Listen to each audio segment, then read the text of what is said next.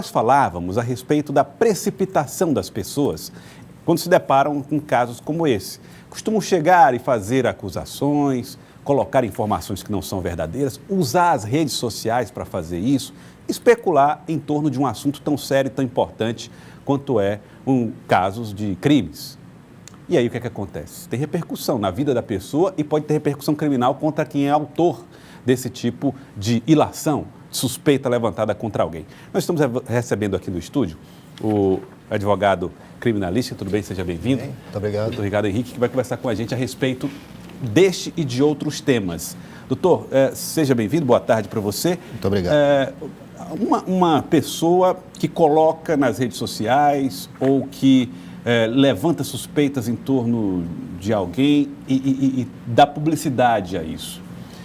Isso tem consequências na vida de quem sofre acusação, mas também pode ter responsabilidade do autor dessa acusação? Sem dúvida, Joelson. Eu costumo dizer que a gente só pode publicar aquilo que a gente pode colocar em um outdoor. Não adianta eu acusar uma pessoa de um determinado crime se eu não tenho provas, pelo menos indícios de provas que aquela pessoa cometeu aquele determinado crime.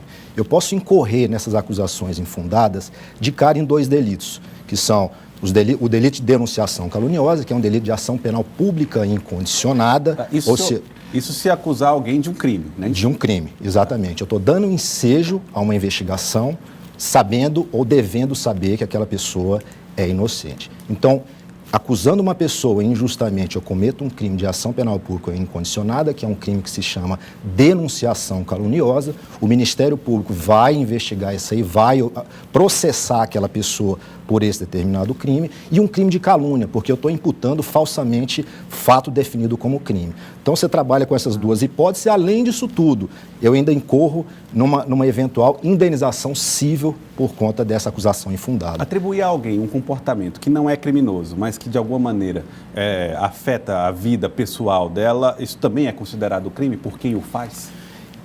Eu preciso separar duas vertentes. A primeira é nós identificarmos o crime. Identificando o crime, sem sombra de dúvida, aquela pessoa cometeu um crime ou de denunciação caluniosa ou um crime de calúnia. Então, crime. Não havendo crime, essa pessoa, sem sombra de dúvida, pode incorrer num dano, numa indenização civil. Então, a gente trabalha tanto com a justiça civil como com a justiça criminal. Doutor Ricardo, mas, por exemplo, a postagem tem um teor pejorativo, está incriminando alguém sem provas, e eu vejo essa postagem e acabo comentando e ainda piorando a situação. Eu também estou cometendo um crime? Você também. Você também pode estar atuando ou como coautor ou como partícipe daquela eventual acusação infundada. Então, tomar muito cuidado.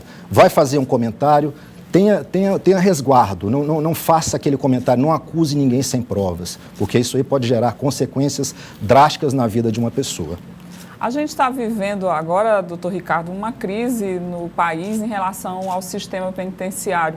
O senhor acredita que isso é um retrato de desigualdade mesmo do país? Vai piorar? A gente tem como ressocializar esses presos ou é já uma causa perdida, na sua opinião?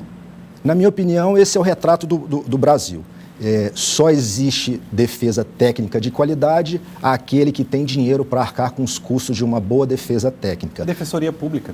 Defensoria Pública, mas a Defensoria Pública ela tem uma limitação. Primeiro, pela quantidade de defensores públicos. Segundo, até onde que a Defensoria Pública pode recorrer. Então, a gente trabalha sempre com essa questão de reavaliar. Será que é interessante essa prisão antes do trânsito em julgado de uma sentença penal condenatória, que foi isso que chamou a atenção na população brasileira? Então, fazer essa comparação. Será que o sistema carcerário, hoje apresentado para a população brasileira, e o que a gente está vivendo nessa questão de prisão antecipada, prisão antes do trânsito em julgado de uma sentença, será que é isso que vale a pena? Qual a mensagem que o Supremo Tribunal Federal ele precisa mostrar para a sociedade? Será que realmente, diante desse cenário drástico, dessas mortes que nós estamos presenciando na nossa população brasileira, será que é interessante prender antecipadamente? Então, esse é um ponto que realmente precisa ser pensado para a nossa população. Pensado e tratado com respeito merecido. Doutor Ricardo Henrique, muito obrigado pela participação aqui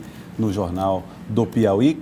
Conversamos com o doutor Ricardo, que é um especialista em direito criminal e que conversou aqui com a gente sobre esse assunto. Muito obrigado por ter vindo. Eu agradeço a oportunidade. Muito obrigado, senhor. Olha, nós vamos a um rápido intervalo aqui no Jornal do Piauí.